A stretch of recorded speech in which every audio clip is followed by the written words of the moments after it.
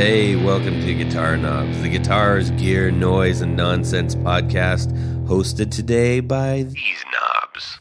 Tony Dudzik, pick a guardian. Jared Brandon as Jared Brandon.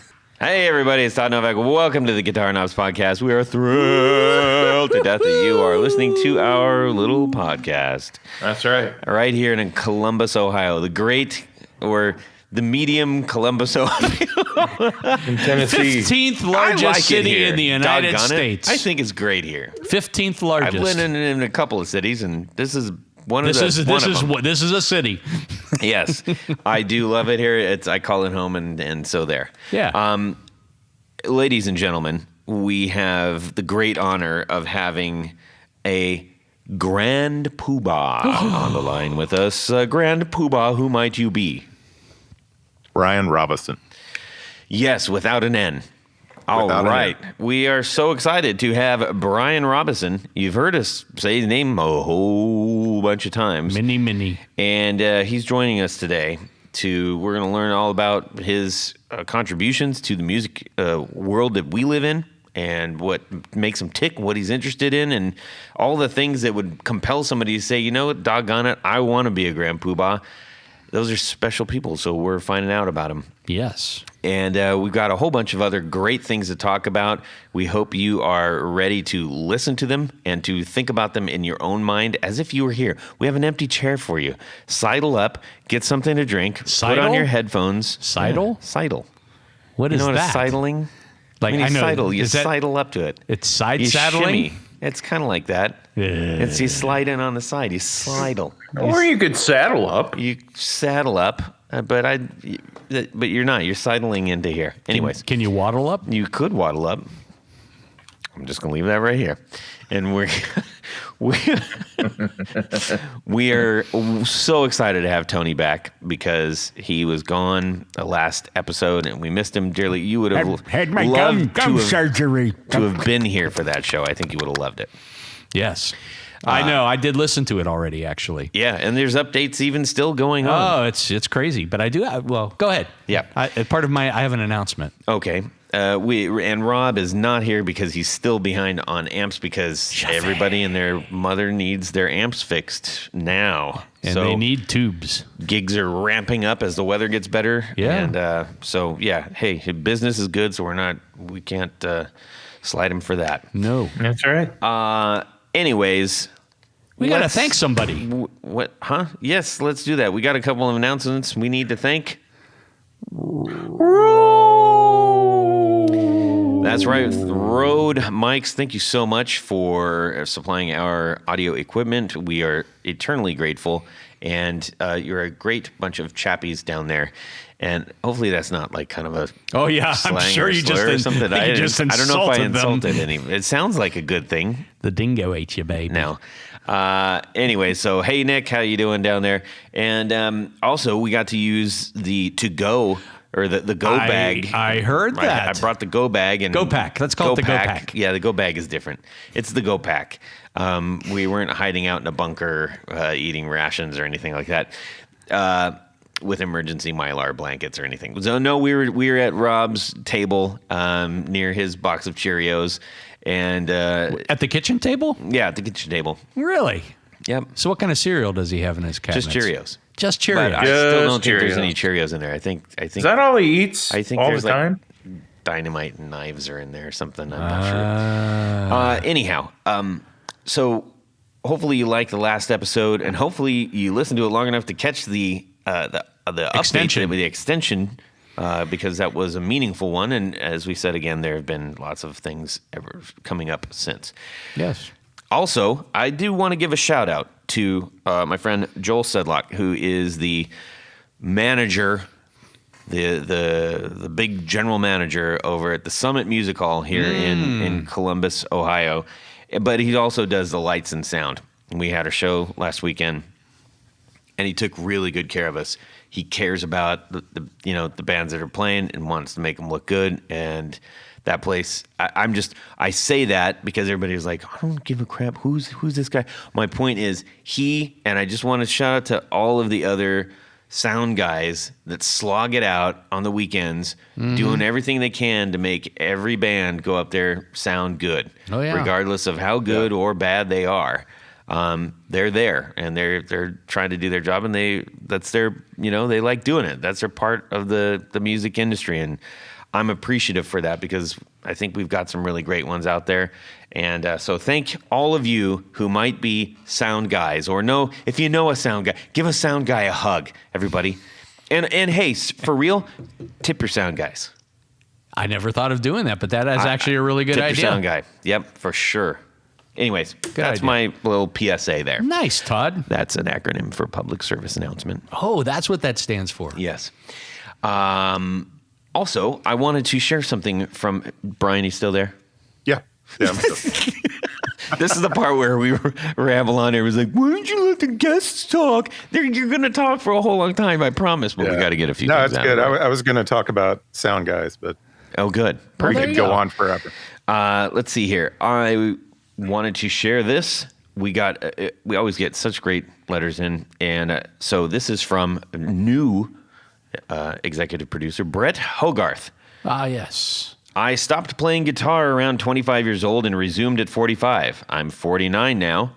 I suddenly rediscovered playing, and that being older, I had more patience for the process instead of being hung up on being, quote, better, unquote. I think that's for a lot of folks. Yeah. I said my main gear is a Maybach S-Style and a Duesenberg Grand Majesto. Also heavily modded Gretsch Electromatic Jet. Yeah. Yeah. Yep, I'm aware 2 of my guitars are also German cars. Says you. Not deliberate, but they are both really nice to play. I'm running into a stereo pedal board through a Victory V40 Deluxe combo. Ooh. That must sound mighty nice. And a George Dennis Mighty Mouse combo. The GDMM is a little-known gem I serviced and tidied up. Never heard of that. Never heard of it either. I believe he's in Australia. Okay. Not George Dennis. Well, maybe George Dennis is in Australia. I don't know anything about that. So is Rode. Someone else should look that up. Look that up while I'm talking, everybody. Okay. At home, I run the board through a Walrus Audio ACS1 to monitors or headphones for my neighbor's benefit. My acoustic is a Breedlove Masterclass Dreadnought, a Bear Claw Spruce, and a Koa Thing of Beauty. That sounds nice. That sounds like a box of donuts. Favorite part of the show, all of it. 4 on the Floor is a great way to get the guests involved. That's coming up for you, Bryan. I promise we're going to get you really involved. It's going to be great. Who's the guest? Bryan Robison. Oh, okay. Yes. It's great to hear that their stories and opportunity for them to banter with you. The 101s have been really cool and taught me a lot of stuff I didn't know that I didn't know. And we've got a couple of really great ones coming up I'm very excited about. Like what? I talked about that on the last show. Donnie, you should listen to it. I did. I support you because I want to keep doing what I want you to keep. Well, good. I thought you wanted to take over my job. I want you to keep doing what you do, and I want you to be rewarded for your time, energy, and passion while I get to listen, laugh, and learn. Cheers, Brett. Man, that is so cool. Thank you so much for sending that. That makes us extremely happy, and thank you. Yeah, thank you. Thanks for listening. Thanks for supporting. We love doing it. We love doing it. Yes. All right. Let's find out what we... No, I have an announcement. What? It's actually an addendum to last week. An addendum? Yes, to last week's episode. Yeah, okay. Since I wasn't able to participate, You're going to listen to append. it. I'm going to append to the appendage. Okay. So I noticed Jared in particular was concerned about nickel. Yes. Is that true, Jared? Well, yeah, I know it's going to cause a price hike. Well, it already has. So. Well, maybe you do or you don't know, but in order to chrome plate, and I believe in order to gold plate, the metal has to be nickel plated. Nickel first, yeah. Absolutely. Oh man, that means grills are going up in price. Or to be soldered upon. Yeah. I mean, so that really affects a lot of things. And someone, I don't know if maybe I heard it in my sleep or whatever, but based on the amount of nickel that's in a American nickel, Yeah. that a nickel might be worth scrap value 12 cents. Whoa. That's amazing. That's kind of interesting. So I'm going through all my change drawer. Well, actually, aren't modern nickels hardly any nickel at all? I think they have nickel in them. A little bit. I mean, not like the old ones. The old ones are like nickel. Real nickel. Yeah. And then they're like the silver coins, of course. Yeah. Of course. Yeah. Before 1964. But Yep. maybe I just dreamt that. I don't know. But it's probably. I thought I read something about that recently too. So anyhow, I just thought I'd throw that little tidbit in there. Had I been here, I would have mentioned that. Yes. Well, you hadn't. I hadn't. All right. Let's find out what's going on in our music world this week. Tony is going to sashay his way through his latest things that are going on, and then we're going to check in with our guest. Who is it, Tony? Bryan Robison, I believe. Correct. All day. Do it. All day. So this week, in addition to bunches of other things, I've been kind of, just going onto the internets and checking out all of the banter and talk about the new Gibson model, the Theodore, and I find it kind of funny. Why is it called the Theodore? Because it was supposedly designed by Ted McCarty, who was in the 1950s and into the 60s the president, maybe CEO, manager, whatever, head of Gibson during that time frame. And, during his reign, the Flying V came out, Explorer came out, Les Paul came out.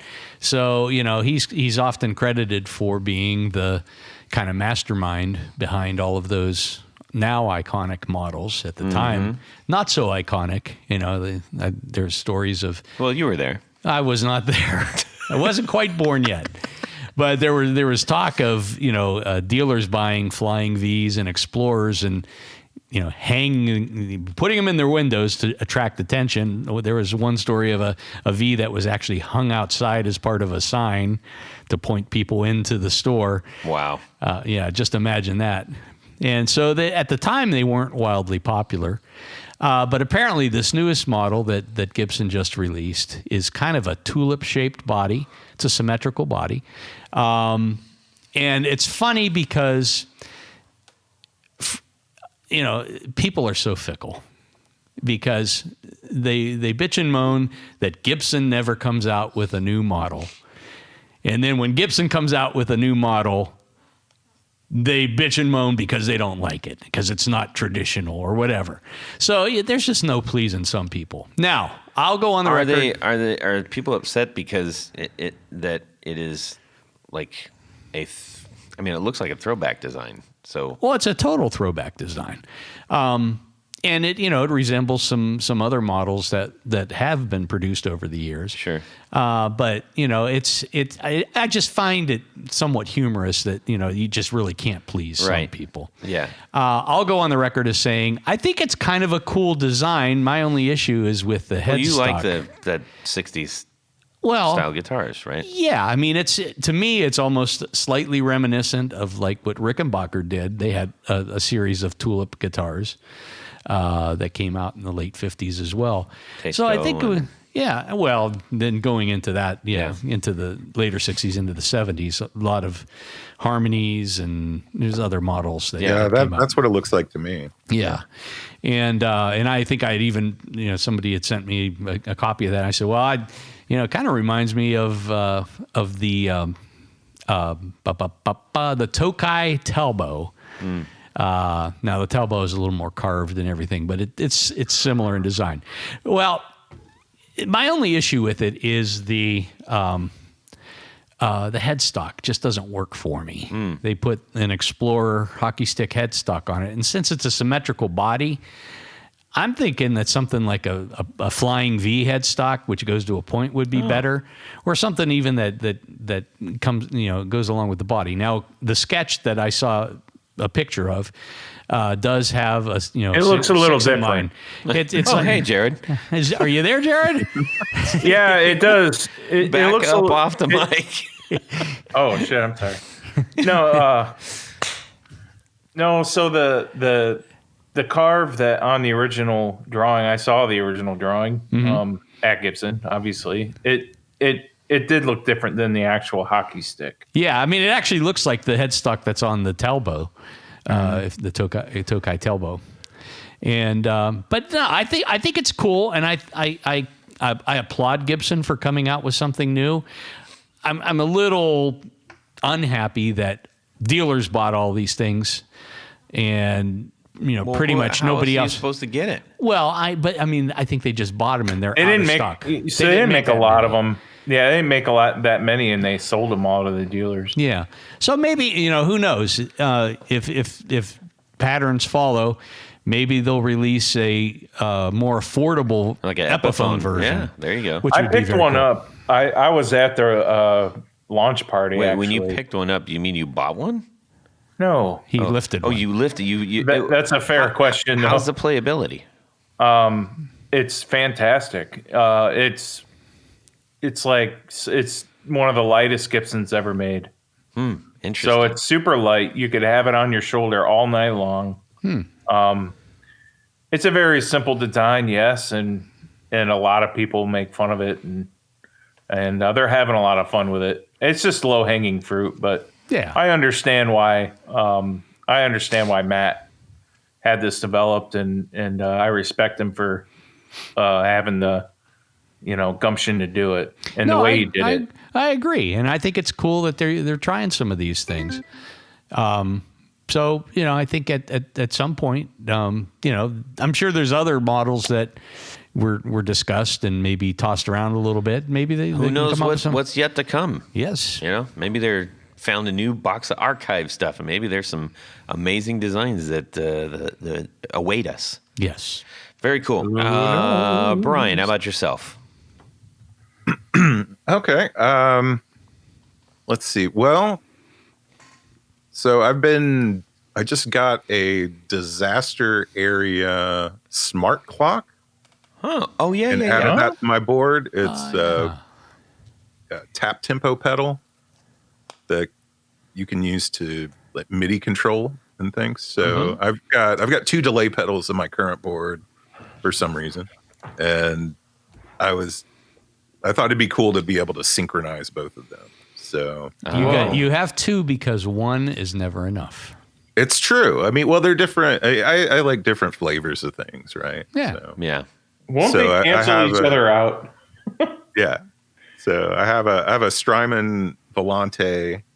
I really love tape delay, and then I have a Maris Polymoon, Ooh. which is a great digital delay, and it does modulation and stuff. Yeah. So it's Are you gonna check out the new Boss Echo? Oh, I saw that. I haven't seen it yet, but I should. Yeah, they're re-releasing should the look at Space that. Echo. Yeah. Oh, cool. It's gotten pretty great reviews so far. I'd be curious to check one out. Yeah. I've passed up a couple times buying the the larger format, the double pedal one, because it's got a different power requirement that so throwing it on a normal pedal board, it might be a little weird. But anyways, yeah, that's cool, man. Very cool. Yeah. Awesome. So, do you like how the new piece works? I mean, does it work well with both pedals, or? Yeah, it works great. It was pretty easy to set up. I actually have a friend here in town that does a lot of custom cabling and pedal boards and things like that, and he helped me out with it. Rad. Yeah. So Custom cabling. yeah. So Cool. but yeah, so I kind of helped. Well, I picked everything out, and then he kind of helped me figure out the routing and things like that. So Right. That's half the battle. yeah. For sure.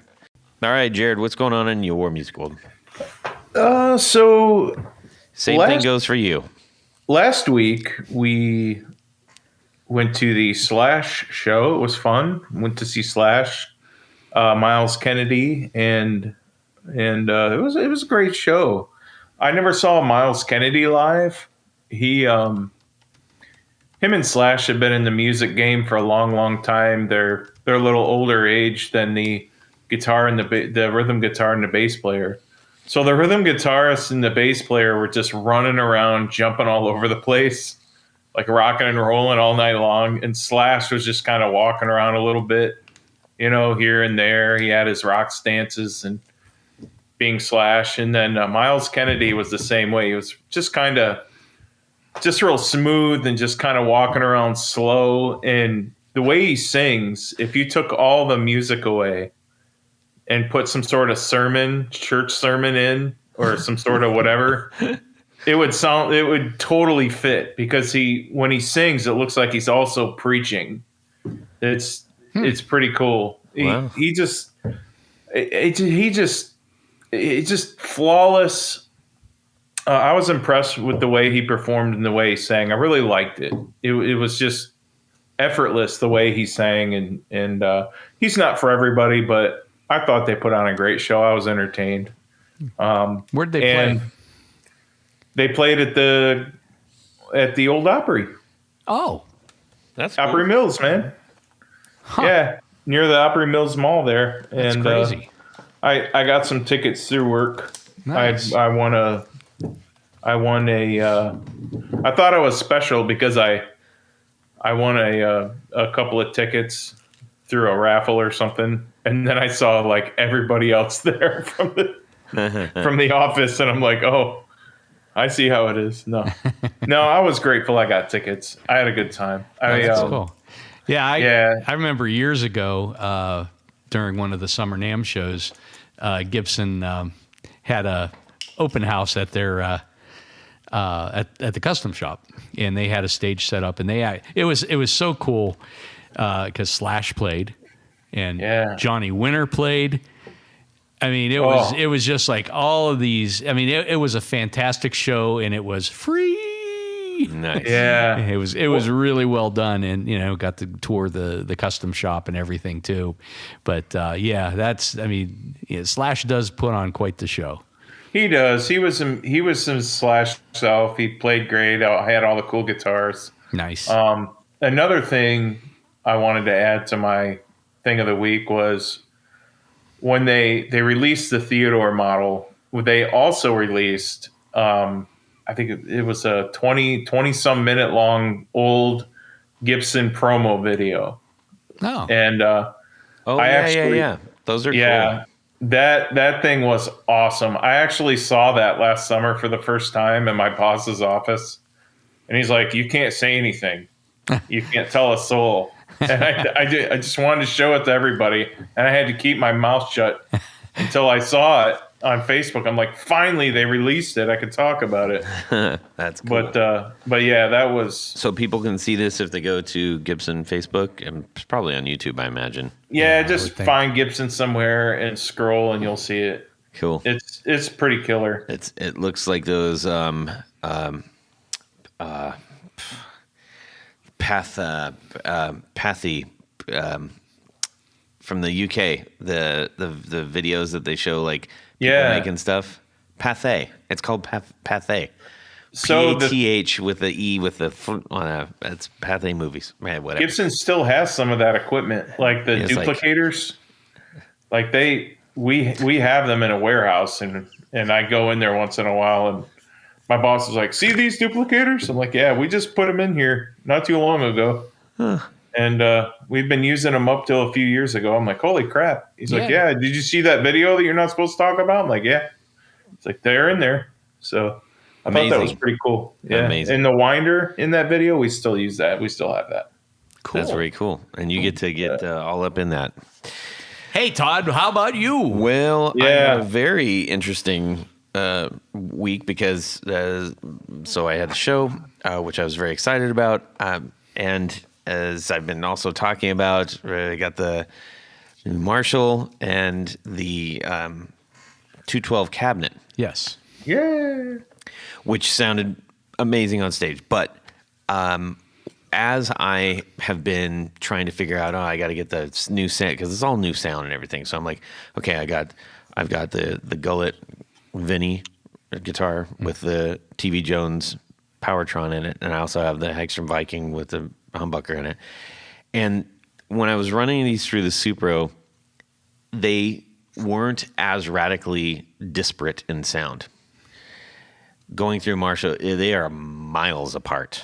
And so then I was having to compensate by like a completely different drive set for each of the guitars. I said, this is not right because I'm just running too much stuff to try to compensate. So I called Chase up and I said, I think don't kill me, but I think I gotta switch pickups. And he's like, come on down. So we had a night trying out a couple different pickups, which was really cool. And then we put in this one that is a Brandon one. It's a new one. It's coming out. And I hit one chord and I looked at Chase really quick and I was like, roll? Now, did you have your amp with you when you tried it? I brought the whole rig down there. Okay, good idea. Okay. Yeah. So I wanted to make sure I was hearing it. And he looked at me, he goes, I guess that's the one. I'm like, yeah, box it up, my good man. Hats off to Zach, man, because Zach's the one that designed that pickup. It is a fantastic it job. sounds awesome. And Yeah. I don't know that I can say anything about it yet because it's a prototype, but I'm very, very excited about it. And nice. It really helped. It gave Vinny its own voice, and matched well with the Hagstrom, so it wasn't like two different sounds coming out of me as a player. I wasn't looking for that. I was looking for a little bit of different kind of edge and versus a little bit more roundness, but I didn't want it to sound like two utterly different rigs. Yeah, that makes sense. So I still think the TV Jones is a good sounding pickup. it is. I think that in front of the Marshall was not what I was looking for. Right. That's all. No, I agree. Anyhow, so that was really cool and really fun, but now we got a little bit of this. Hey, Todd. Yes, sir. You know, I was off last week recovering from surgery. You were also off because you're on painkillers. I'm usually off. Yes. Thanks to the doctor for a nice supply of Vicodin. Thank you. You needed them, though. You ain't kidding. Yeah. But I had some time to do some research. Yeah. And there are these things called patch cables. That is correct. You must have been very off if you forgot about those. But how exciting to discover something twice. Yes. Hopefully that's not a premonition it's like into Groundhog your future. Day every day. And I found Tour Gear Designs. You did. Of course you did, Amazing. yeah. You found it again, even though found it's it in your again. bookmarks. That's It incredible. It is incredible. And these things are flat. Yeah, They're inexpensive. they are. They have tiny little ends. They do. The smallest, like fairies made them. Yes. And, That's right. And We're normal humans with incredibly small fingers. really tiny. Pretty much. Very Yeah. tiny. Maybe like fingers on their fingers. Yes. That's how small 4-year-olds they had are. to put them together. No, that's not true at all. That is not a thing. There's no way that happened. And Well, I then, thought 4-year-old was a safe joke. Yes. so I went a step further and I went to the Guitar Knobs website Yes. and I found that there is a discount code. There is. What is that? The Guitar Knobs. All That's one it. word? All one word. Just put the Guitar Knobs. Guitar and you're gonna Knobs. save And then this- what happens? You're going to save 10% on your entire order. 10% on top of an already great priced Big savings. product. That is correct. That's fantastic. Go over to tourgeardesigns.com and start your pursuit of a better organized pedal board. That Yes. should be the thing. That's they should put that up there. No spaghetti. Yeah, no spaghetti. I know spaghetti. No spaghetti. All right. Thank you, Tour Gear Designs, for making a great product and also for sponsoring the 4 on the floor. Jared? Let me get a little bit of this. Is that too loud? Too clippy? 1, 2, 3. 4 on the floor. All right, Bryan Robison, why don't you give us your 4 on the floor? Okay, so I'm going to do this in pedal chain order. I have to have a fuzz first thing. Just I'm a big fuzz fan. Do you put that in front of your tuner or after your tuner or In front of the tuner. okay? So my current board, I have a buffer on the front, but I have the fuzz in front of the buffer. Ah, that makes sense. Yeah. So what type of weaponry do you have for your fuzz? currently it's a Fox tone machine. So the one I have is a clone. Mm-hmm. It's not an OG. I had a friend back in college who, this was in the mid 90s, had just this terrific pedal collection. He was one of the people that kind of got me into pedals, and he had a Fox tone machine and I really liked it. And I was always borrowing it and using it. Nice. So I had a friend of mine build one for me a few years ago, and it hasn't left my board since I put it on there. Now, is it totally stock like a Fox tone machine, or there's no, this one's modded, so you can change the diodes on it. So you can change the clipping, and you can take out the tone stack if you want to. So that's cool. Like little toggles and stuff like that. Yeah, it's got a couple of toggles, and it's got an octave foot switch on it. Wow. Yeah. I've never played one of those. I've kind of always wanted to, but I have not yet. Maybe I shall someday. Maybe I shall. So what is the first of all, what kind of amp are you running through? So just so we can kind of understand what this might sound like. Yeah. So I've got a Princeton reverb. Okay. And I also have a Vox AC-15 that I've had for a long time. Okay. So a little on the bright side of things. Cool. So tonally, what does that Fox give you? It's just one of those real classic kind of fuzzes. I find them pretty dynamic too. I mean, you can get them really thick and kind of woolly, but they don't collapse, kind of like a big muff does. Yeah. Where you kind of get that volume drop, you still retain a lot of the volume with the tone machine. And then if you turn the tone knob up, just gets real raw, wide open. I might like this. It sounds like something I would like, because I'm not a fan of, I shouldn't say I'm not a fan of, I like hearing it in other people's music, but for me and my playing, just a regular kind of muff doesn't do anything for me. It just sounds a little too woolly and mushy.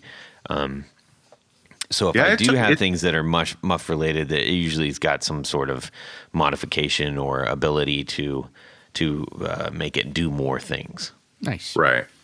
How about number two? Number two is one of my recent favorite pedals is the Electronic Audio Experiments Halberd. Oh yeah. Oh, yes. Yeah. And I guess into last year, I got the version 2, which replaced a version 1 that I had. Okay. So you got version 2. The version 2. Yeah. I think I have version 1, which is it's a brick red. Yeah. And so was yours brown? Yeah. The current one's brown. Yeah. Okay. Yeah. It's a smaller enclosure too. And yes. It has an extra switch on it, and I think he changed from a germanium to a silicon too in the clipping section. Yeah, I like that idea, because if you, to your point of having a like germanium fuzz or something in front of the buffer, at a certain point, it's like, how many pedals do you put in front of the buffer, and is that buffer even doing anything at that point? Because it's so far down the chain. Yeah.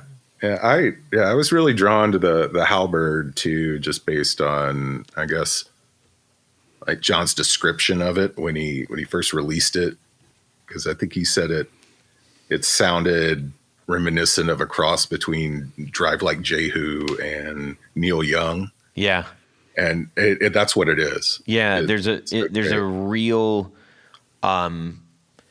it's like you can push it to a point that it sounds like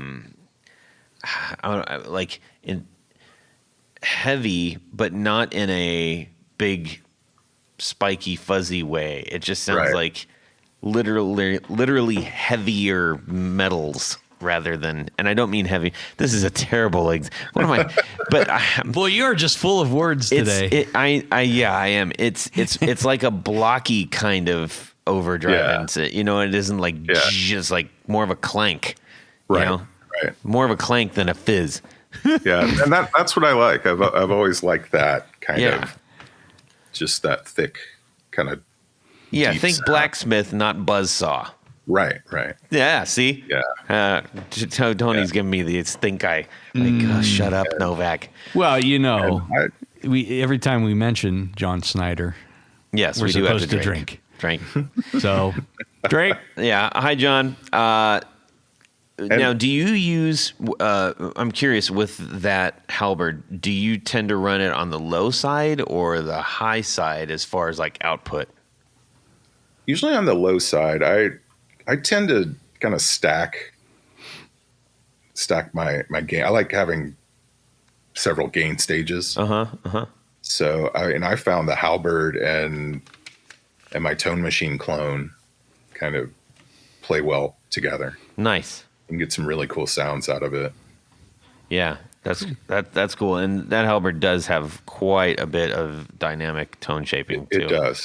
It does. I mean, it sounds really good by itself, but when you combine it with other pedals, it still does the job. Yeah. So what's number 3? Well, it's just all about gain stacking with me. So I've got a J-Rocket Archer Icon. Okay. So it's the gold clone. Yeah, and that one I just use always on. I don't know if the Klon thing is kind of getting tired or not, but I just like the way it sounds. I mean, it's only tired if Jared, is the Klon thing getting tired? No, it is not. I have one. No, it's back. You woke up and you started eating the microphone. Go ahead. Yeah. Am I allowed to talk? Yeah. We just want to make sure we can hear you. Go ahead. Oh my god. So anyway, I still use it. Thanks. No, and seriously, no, it's not coming off the board. It's one of my favorite pedals, and it's not always on because I have mine turned up quite a bit. I really like the overdrive function of it, but it's a great boost pedal too if you just need a louder clean. Yeah, it's got a lot of use. It's just I don't know. I can't tell you the exact magic about it, but it really. It's the black goo that holds all the pieces together. Probably. It's not the hype around it. It's just the actual great use I get out of it. And that's what I enjoy. I mean, I'll still use my overdrive pedal, my tube screamer as well. On a different rig. I'm still loyal to that just as well. So there's a few pedals out there that I still really enjoy using, and the Klon is definitely one of them. And Klon clones are obviously they probably serve the same value. So. Yeah. Well, Bryan, with yours, you've got the gold. Have you had the silver previously, or? I tried it out a couple times. I'm not sure what really drew me to the Icon over the gold over the silver, but right. Mine, I usually run pretty low gain, but it's always on kind of thing. Yeah. I think I saw like a Nels Klein rig rundown years and years ago, and he just had one. He had an original Klon on his board, always on, and I was like, I'm going to try that. And with the low power amps I have, it just really makes those kind of come alive. I mean, it sounds great through the Vox. It sounds great through the Princeton. Nice. It's great for recording. Excellent. What do you got for number 4? So number 4, I'm going with the Earthquaker Dispatch Master. Alrighty. So that covers a lot of ground. You get the delay, you get the reverb in one pedal. So can add a little ambiance to the tone. I figure if I can only have 4 pedals and 3 of them are drive pedals, I need something there to kind of balance things out. And I've always been a big fan of plate reverb. So the Dispatch Master kind of has that plate vibe. Right. And I really like it a lot. Killer, man. Well, that sounds like a pretty fun 4 on the floor. Thank you so much for sharing that with us. You're welcome. All right. Well, one thing that I will say about Bryan is that he's got a lot of interesting things going on. We had a chance to talk on the phone, and about, I don't know, half hour into it, I'm like, we should probably do this on the show. But it was great because it was like, that was fun. I was like, hey, this is really natural. We're getting a lot of really cool stuff. So, Bryan, you're in Indiana, right? Yep, Indianapolis, Indiana. How's the music scene and guitar scene in Indy? It's good. It's really good. Music scene here isn't huge, but it's very dynamic. I would say it's thriving. There are some really high caliber musicians here. All it's kinds the next of Athens, genres. Georgia. That's what I heard. Did you? But yeah, I really love the music scene here. It's very tight knit for the most part, and people really support each other. Excellent. Now, I would venture to guess if you love it that much, you might have got yourself involved in something. Can you tell us about how you did that? Yeah, sure. So I moved here to Indianapolis in 2016. Didn't really know a lot of people. Didn't know much about the music scene here, and through meeting different people, and I found out about an organization that's been around. It's called Musical Family Tree, and I think it's about 16 or 17 years old now. But the mission behind it's a nonprofit. The mission behind it is to basically promote and spread Indiana music, and going back to the early days, like Wes Montgomery, and going through like Michael Jackson and Babyface, and even on to current artists. And so I volunteer and serve on the board, Musical Family Tree, and we have a music archive on our website, and we have a weekly radio show. And so I founded that radio show a couple of years ago and host it once a month. And then we have guest hosts and that kind of fill in the other shows. And it's all that's about where your $1 million voice comes in handy, right? Oh, yeah. I really enjoy it. It's been a lot of fun. We showcase, again, Indiana artists, Indiana music. We do a lot of interviews, a lot of coverage all over the state. And it's really been fascinating for me just to get that exposure to what's going on. And we cross a lot of different genres. There's Indianapolis itself has a great jazz scene, and we have a good rock scene. We have a good hip hop scene here. Are you familiar with the Indie String Theory music store? Oh yeah. They're great clients of Brandon One Pickups. I just wanted to. They are. I mean, seriously, that's they're great. great guys. They're good guys. We met them at a guitar show down at the that's right. Indy's got actually a really great guitar show. They do. There's a tall fella that goes to that show. I'm gonna miss him because I don't know that when I'm ever gonna get back to that show. Yeah. I think, but he's like 7 foot something. He's absolutely super tall. Is his name Lurch? No, it's a normal name actually, but I enjoy talking to him because it makes me feel like a child again because he's enormous. Okay. Well, there's that. There you Everybody. have it. So let's see. Something else that you mentioned that I kind of really sparked too, because I have 3 girls of my own.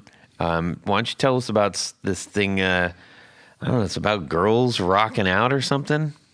Yeah. So my original introduction to the Indianapolis music scene was through Girls Rock Indianapolis. And so Girls Rock is a local organization. Well, it's actually an international organization. They have chapters around the country and around the world.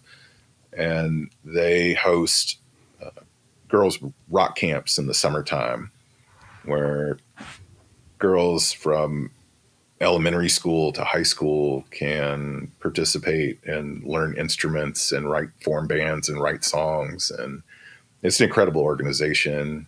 My wife was a volunteer when we lived in Austin, and when we moved to Indianapolis, we went to one of their showcases, and I met a few people there and started talking to them, and they sent out a call for volunteers, and they needed some people for their gear committee. And I'm a gear nerd and like to tune guitars and set up guitars and stuff like that. So I've been a volunteer with them for the last few years, and it's been a lot of fun.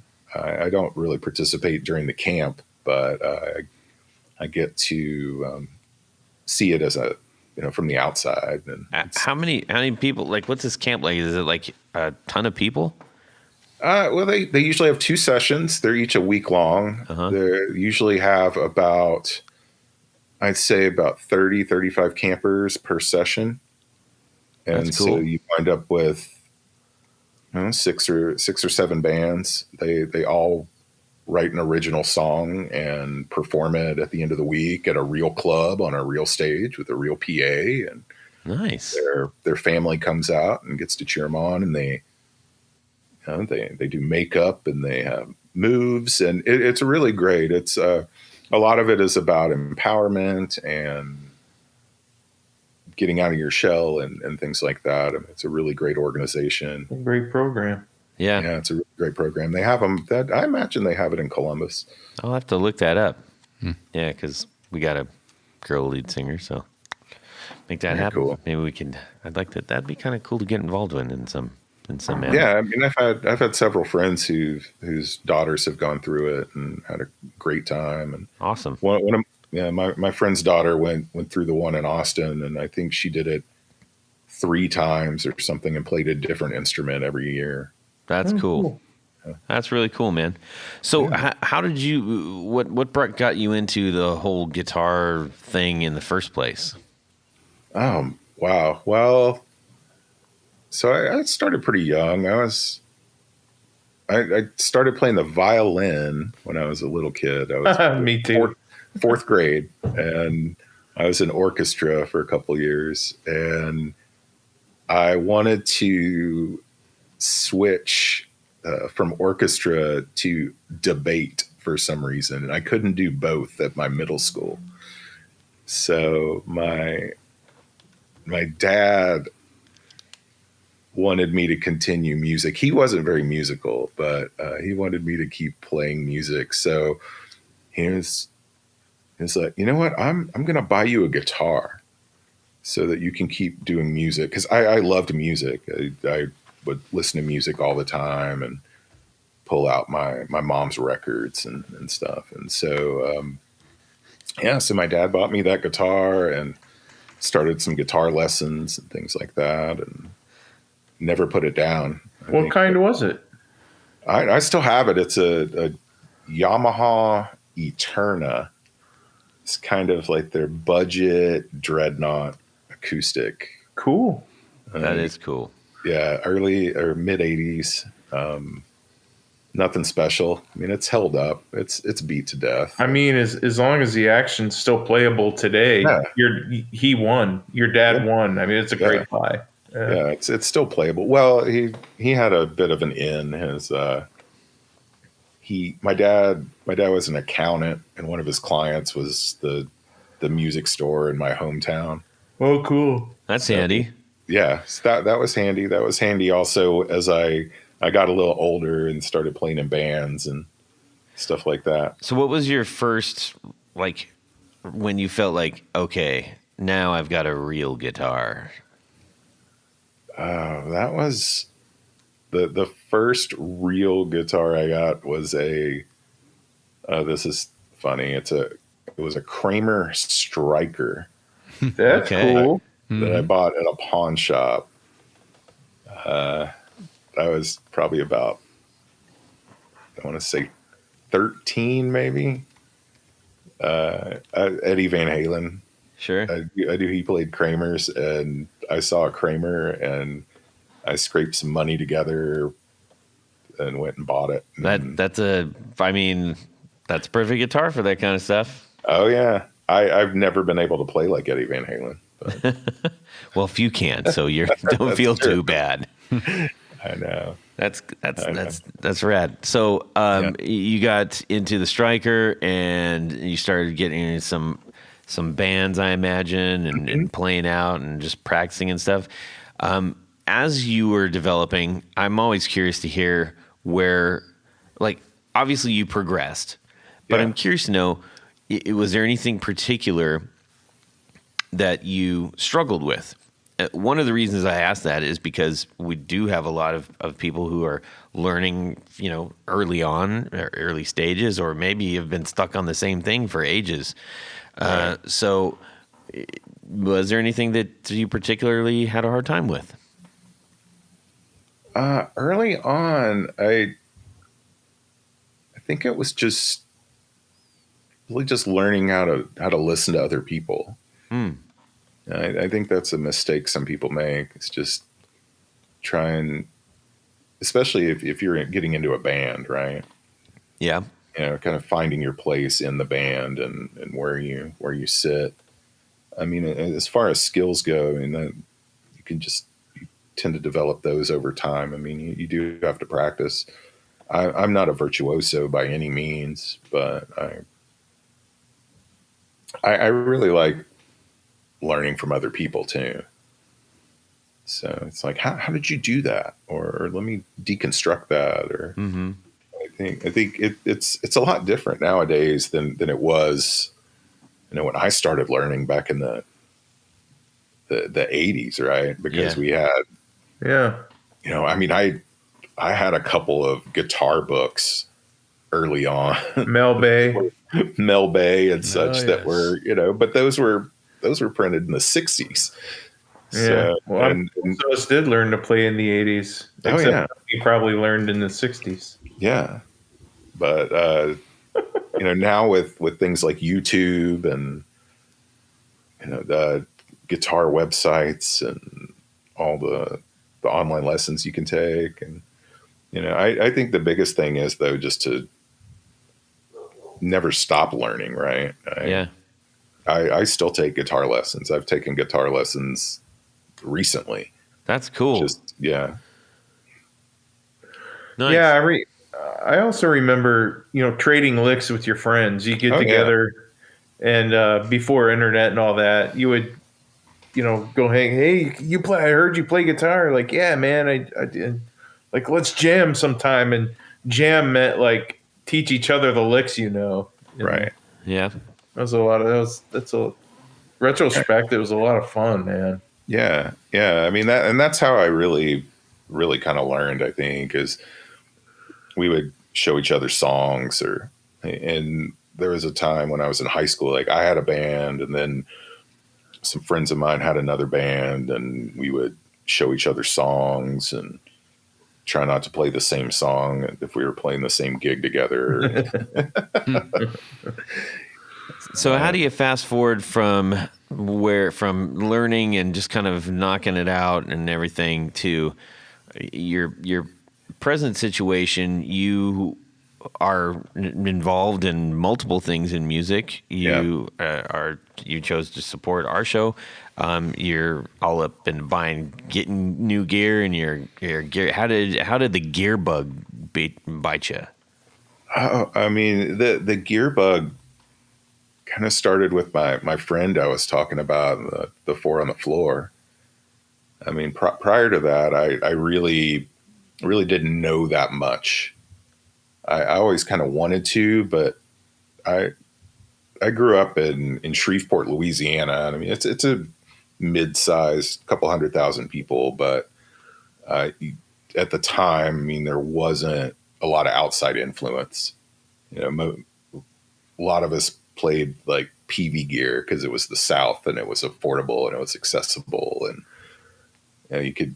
And so I just started getting exposed to things, and I got exposed to his gear, and then shortly after that, I moved to Austin, and that really kind of opened my eyes, having vintage guitar shops I could go to whenever I wanted, and there would be shops that popped up that sold. You know, there was a shop in Austin for a while that just sold pedals, basically, you know, and things like that, and just having that access. And you know, I over time I got more interested in the gear side and pedals, and I've bought and sold guitars, and I've built a few, and I've not doing the woodworking, but speccing out all the parts and things. And I've built a couple of pedals, and I've modded pedals, and just kind of over the years, I've just kind of collected all these different ideas of and sounds in my head, and kind of always chasing that. And you find yourself getting more into like the pedal repair and building and, you know, DIYing and stuff, or is that just sort of at a constant hum? That's kind of a constant hum. You know, I've thought about maybe dipping my toe in the pedal world, but at the same time, I appreciate. I found a deeper appreciation for it, I think. Yeah. As soon as you try to start doing that, you're like, okay, wow, I have sorely underestimated everybody who's actually put stuff out. Yes. Right. And you know, it's like, do I want to make that a job or something? Right. It's like, yeah, I'm not so sure about that. Yeah. Yeah. Oh, right on. Now, are you particularly, it seems like you like drive pedals and stuff. Are you particularly excited about anything new that's coming out that you don't have your hands on? I'm not trying to think. I mean, the new thing they just announced is the new DL4. Yeah. Yeah.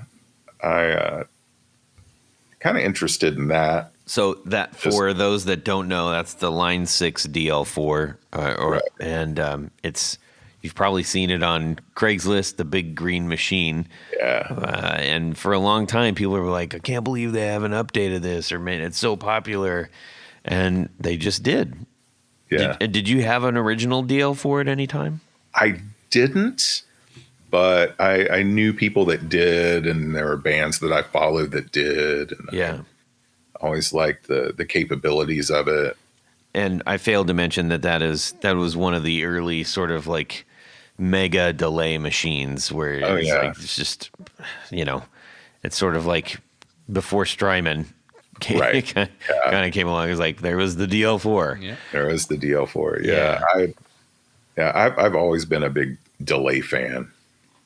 I mean, going back, I've always had a delay pedal or two on my board, and I've played in bands in the past that are just shoegaze type stuff, and that just relied on that, right? So, Yep. Stacking and stacking. Yeah, hence the pushing time. Mm-hmm. So, do you think you're gonna try to get one of those and play it, or? I'm not sure. I'm curious about it. I kind of have that sound right now, right? Or that versatility. You have to wonder, did Boss go, oh, hey, these guys are working on this stuff, we need to put out the echo? Yeah. Yeah. I mean, you wonder. Yeah. I mean, it's been interesting to kind of see that cycle, though, that a lot of the pedal companies have been in recently, where they're, either reissuing old products or issuing new versions of older products. And, Boss has been doing it with the Wazacraft stuff. Sure. And then just with all the Gibson Maestro pedals, and where they're just making things more accessible. It's a killer time to be a guitar player right now. I mean, there's so much available to you. So much, and so many. Still, I constantly, hey, have you got this guy? Have you talked to these people? Have you guys I love getting that stuff from all of you listeners. I really, really do. It's super helpful. And I do look into all of them. If I'm not aware of it, I make myself aware of it immediately, as much as I can. And not everybody wants, feels like that they can come on the show. I'm always surprised by that, because if you're doing it, if you're making stuff and there's some interest, I think a lot of people feel like they kind of have almost I don't want to say it's not quite imposter syndrome, but they don't feel like they've established themselves enough to be in the same group. And that's right. Everybody starts somewhere. Everybody does. And so, I don't know. Well, I mean, that's one of the reasons I support the show. I mean, I've been listening to the podcast for a really long time, and it's exposed me to so many products and so many different sounds. I mean, I have several pedals that I've purchased as a result of hearing interviews or just hearing about them on the show. Awesome. And it's been great for me, and especially over the last couple of years, not being able to perform.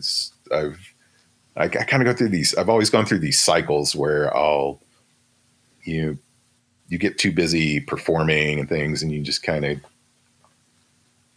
put the brakes on changing things and buying things, and then you get a little bit of a lull, and you go through, I got to redo my whole board or get a whole bunch of new gear. Or you completely change your amp sound. You change your amp sound. I've done so. I have done so much of that the last 2 years. It's fun. We love this stuff. Much fun. And it's reversible. It is reversible. Yeah. I've built a couple of guitars. I had my amp totally rewired. Wow. So what kind of guitars did you build? So one of them is a Jazz Blaster. Okay. Oh, yeah. So I actually, through Indie String Theory, and I found out about a builder here in Indiana, in Muncie, who goes by Parts Caster Concierge. Yeah. Mm-hmm. And he builds guitar bodies, and he does it by spec. So reached out to him. I kind of had this idea for a Jazz Master, but I wanted it to kind of be a little bit like a kind of a Travis Bean kind of vibe.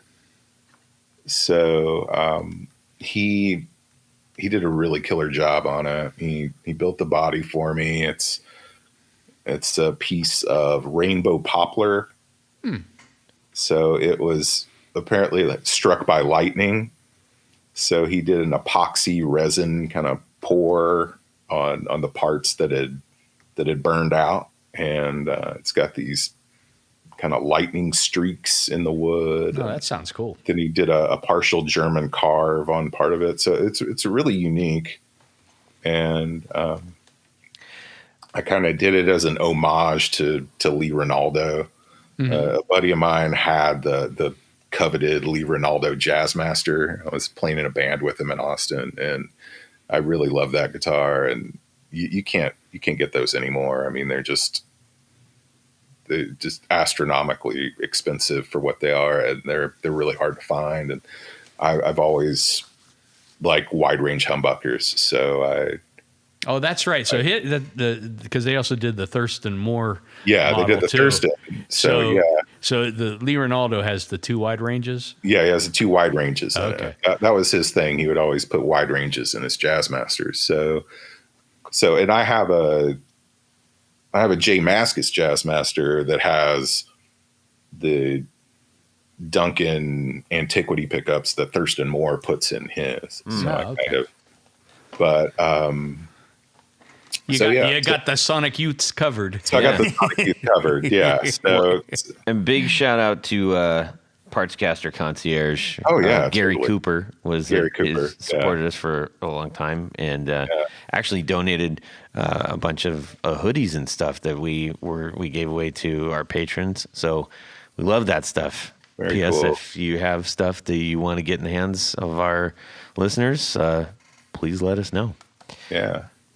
So That sounds good. So that's all. I mean, I enjoy doing that too. I always have a project or two in the works, whether for builds and things.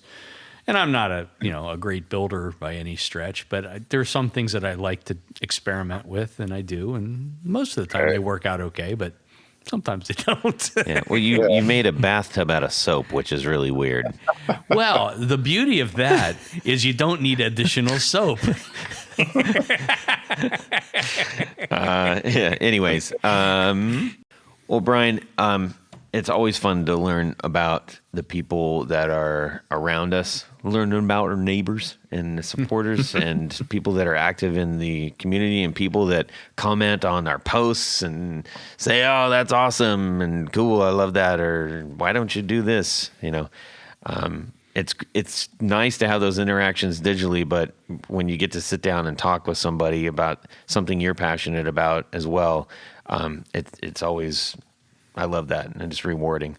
But right now, I would like to say, you have the floor if you would like to share anything with the guitar world who is listening right now. Music has been a really, really important part of my life for as long as I can remember. I mean, and the reason that I am active in girls rock, indie, and musical family tree and such is just to share the joy that I get out of music, out of listening to it and performing it and collecting gear and learning about gear and things. Is just it helps me as a person, and I think it's great what you're doing with your show, with what the builders that you showcase are doing with the show, and everybody else that has stories to tell about it. I mean, music is one of those things that, to me, is universal. It lifts you up when you're down. It's a way of mellowing you out when you get a little uptight, and it's just a great kind of equalizer, I think. Yeah. Especially through the crazy times we've had the last few years. For sure. Well, thank you for sharing all of your thoughts and hopes and dreams and wishes and everything like that. And more importantly, thanks for supporting the podcast. We really, really do appreciate it. That's right. For sure. You're so welcome. All right, we're going to transition. We're gonna grab the keys off of the little. I got to get gas in the El Camino. The little Marshall key holder with the plugs thing, that you can get out there. Yeah, we're gonna grab the keys from that and hop in the El Camino and buzz on over by Jared's house. And we're gonna stick. Bryan, you get to ride in the back this time. I'm riding shotgun. Gotcha. Jared. Yes, ladies and gentlemen, it's come to the time of the show where we get to play a little game. It's called Would You Rather?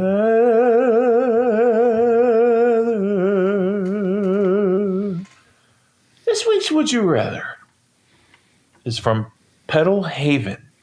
Pedal Haven. Pedal Haven. Pedal Haven. Pedal Haven?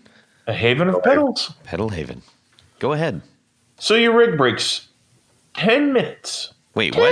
You just sounded like you were breaks. choking on that first line there. What was that again? Your rig your equipment your that guitar you rig use breaks. to play music. Okay, gotcha. Right. Gotcha. It breaks 10 minutes before a show. Now, your arch nemesis, who happens to run a gear shop, says, hey, I'll loan you whatever you need on one condition, because I'm your arch nemesis. You get to either pick out the pedals on your pedal board or your amp. So they get to I read that wrong. I apologize.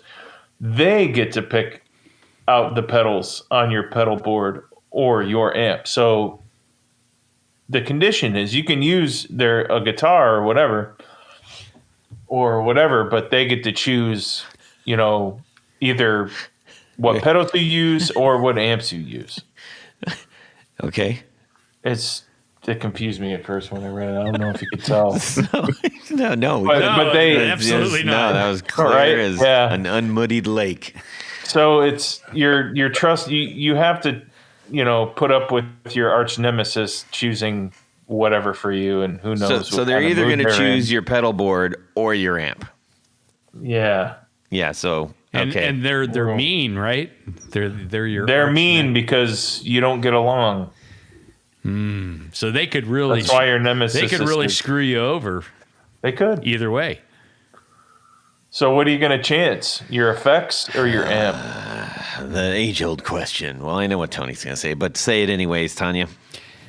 I'm going to let them choose my amp. Aha. Yeah. I like that idea.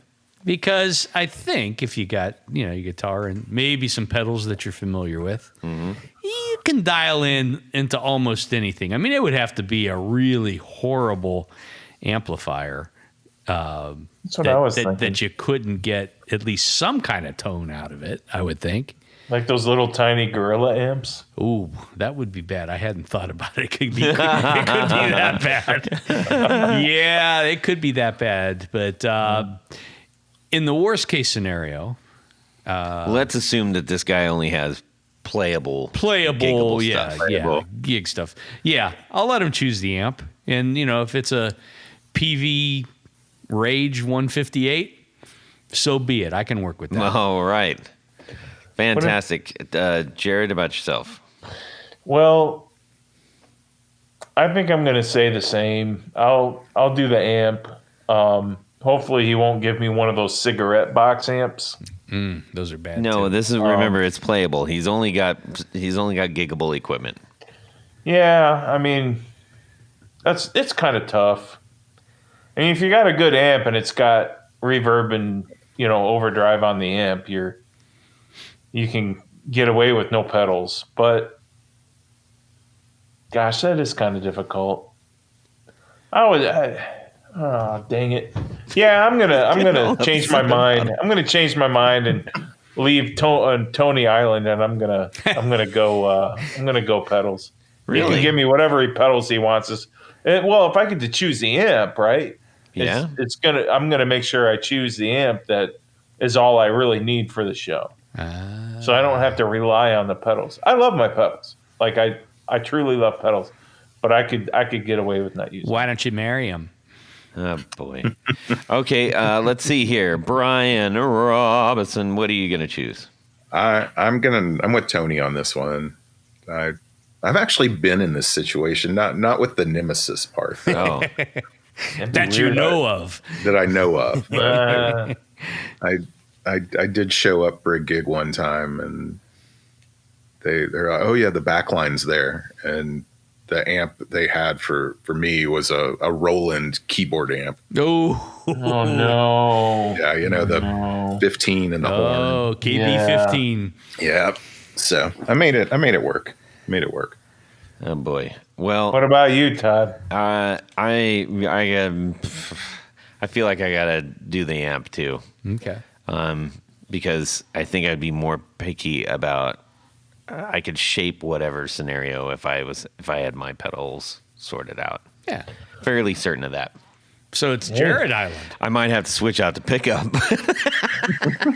Well, I mean, I made it so I don't have to worry about the pedals. Yes, that is true. That is true. All right. Well, that was a really great one. And Jared, who did that come from one more time? Pedal Haven. Pedal Haven, thank you so much for sending that in to us. We truly appreciate it. We got to say thank you to a few people here. Yes, we do, Todd. Anthony. Do it. Yes, we do. Do you want to hear how it's done? I do. Okay. Please. What does the roll of the finger mean? Speed the things roll up. of the finger is to touch things with. Oh, well played. Okay. Well played. You know, Todd, at this point of the show, there's a special group of people that we love to thank. Who are they? They're our executive producers. Now, you might be asking yourself, what is this executive producer stuff? And maybe you're saying, should I become one? Yes. How do I become one? You go over to patreon.com/the guitar knobs and check out the 2 levels in which you can participate. Become a supporter, a patron of this very podcast. I believe it's pronounced supportier. Supportier. It's very I like it. very franc. When you sign up, there's some great things, great bevy of thank you gifts, all kinds of stuff, things that you wouldn't even imagine. But there's one more thing. What is that, Jared? Get to have your name read on the thing. Name read on the thing. That's what I'm That's going to right. do now. So special thanks to these executive producers.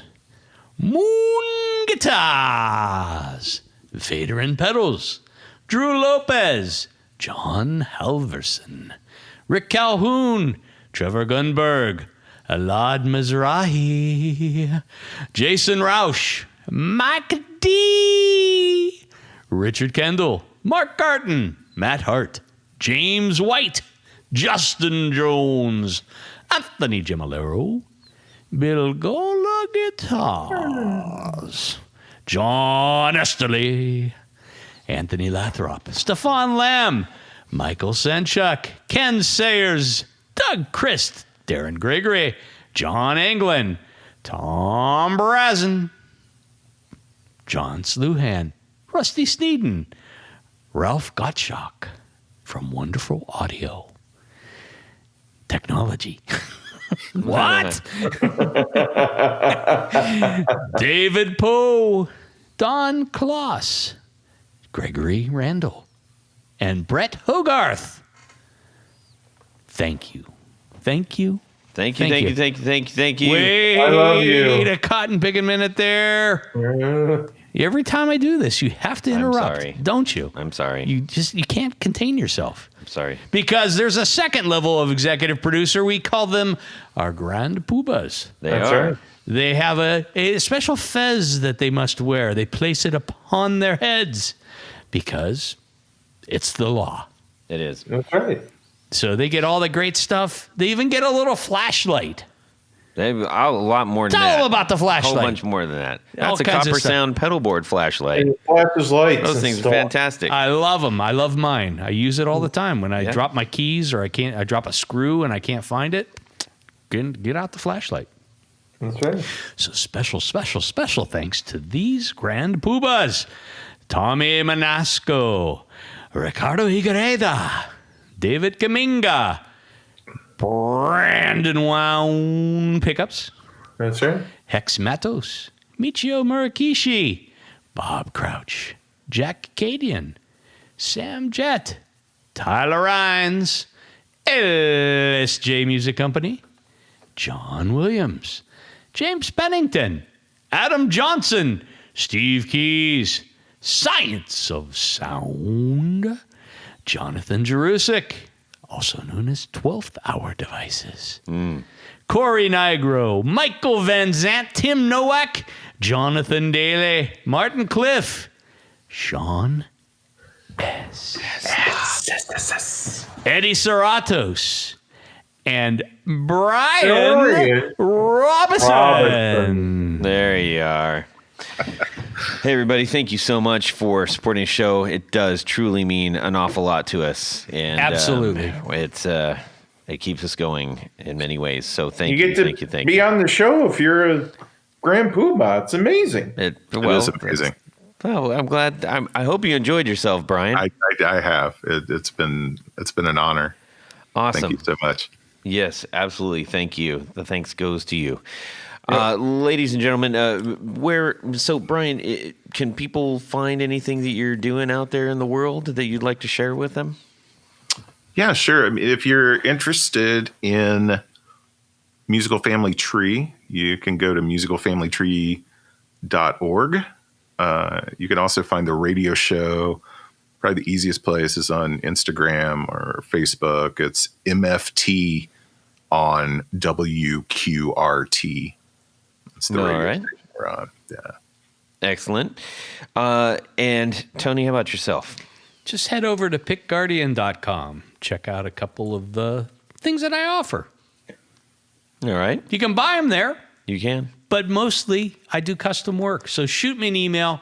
Let me know what you want, what you need, what you really, really want. You know what I think a lot of people would want is that stuff that Chase just got from you. Oh, yes, the celluloid acetate. Yes, and it looks like Dalmatian, except it's not made from Dalmatians. No, it's made from 101 Dalmatians. Yeah, it does look like that. No. So that's the Dalmatian or leopard tortoise, however you want it. Like, Yeah, but it's white when and you black. think- It looks Yeah. awesome.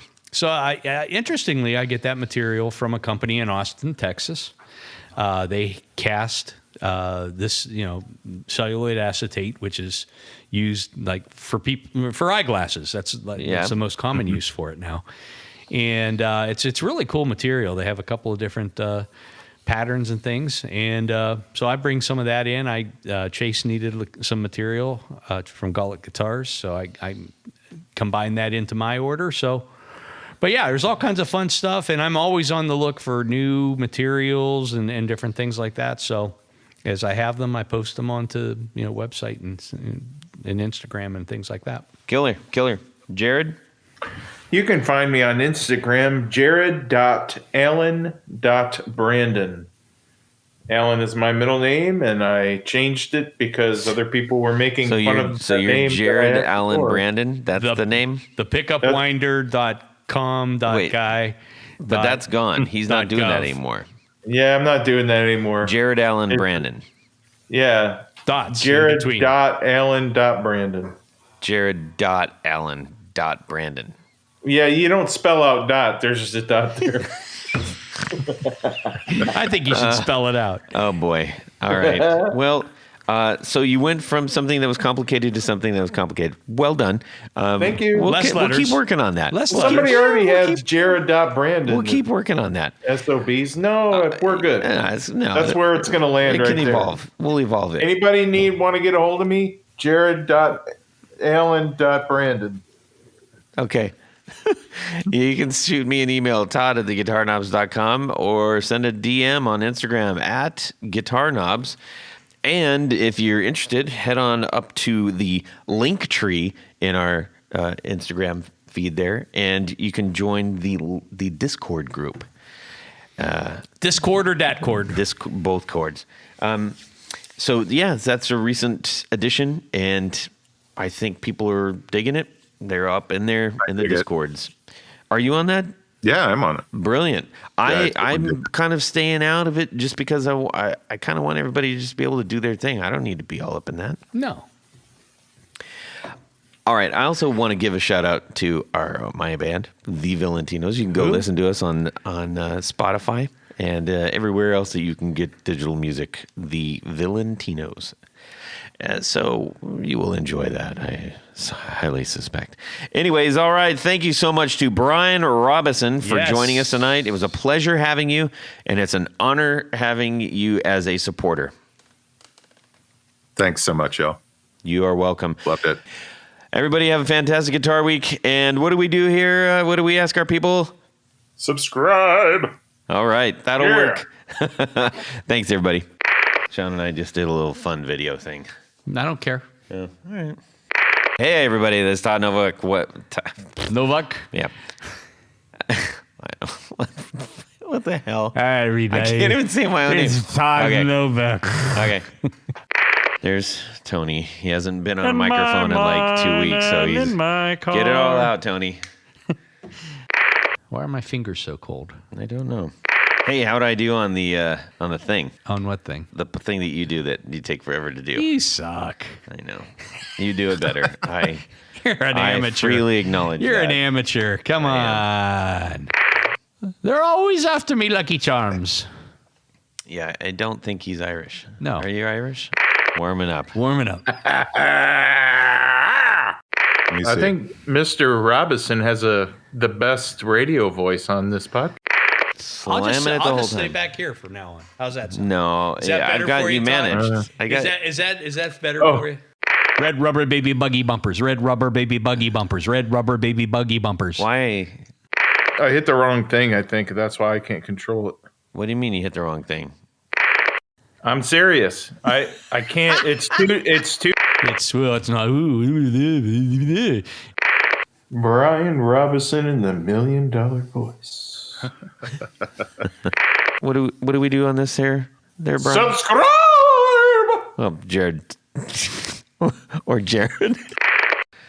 You still want to do this, Brian? Definitely. Well, that's it for these knobs. Please visit our Patreon page at patreon.com/theguitarknobs. Visit our website at theguitarknobs.com for all of our past episodes, 4 on the Floor blog, and other good stuff. You can connect with us on social too at our Facebook page and share your gear and stories on our Facebook group. Also, be sure to check out our Instagram at Guitar Knobs. Catch you next time.